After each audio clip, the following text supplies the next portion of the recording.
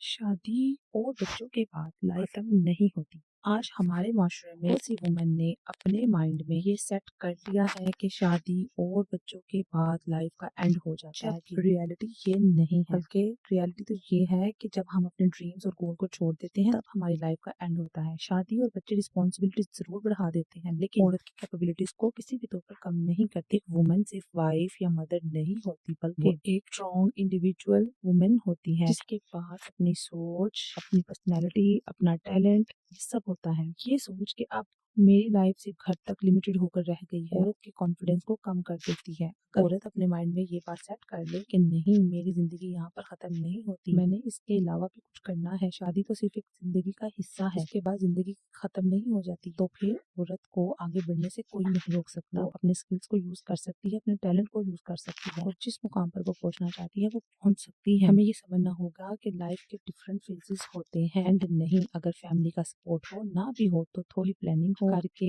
और self believe करके तो वुमेन हर स्टेज पर ग्रो कर सकती हैं। इसलिए जरूरी है कि हम अपनी बेटियों को ये सिखाएं कि शादी उनकी डेस्टिनेशन नहीं बल्कि जर्नी का एक हिस्सा है। लाइफ शादी के बाद खत्म नहीं होती, बच्चों के बाद भी खत्म नहीं होती, बल्कि अगर जिन औरतों ने आगे बढ़ना होता है, अपने टैलेंट को यूज करना होता है, वो करती है। अपनी रिस्पॉन्सिबिलिटीज के साथ साथ अपनी ड्यूटीज को भी अंजाम देती हैं। इसलिए अपने टैलेंट को जाया मत करे। हर इंसान में, हर औरत में, हर मर्द में कोई ना कोई टैलेंट मौजूद होता है। जिस तरह से मर्द शादी के बाद भी अपनी रिस्पॉन्सिबिलिटीज के साथ साथ अपने करियर को आगे लेकर जाते हैं और टैलेंट को यूज करते हैं, इस तरह से औरतें भी यूज कर सकती हैं और आगे बढ़ सकती हैं। इसलिए ये सोच बदले, शादी के बाद औरत की जिंदगी खत्म हो जाती है।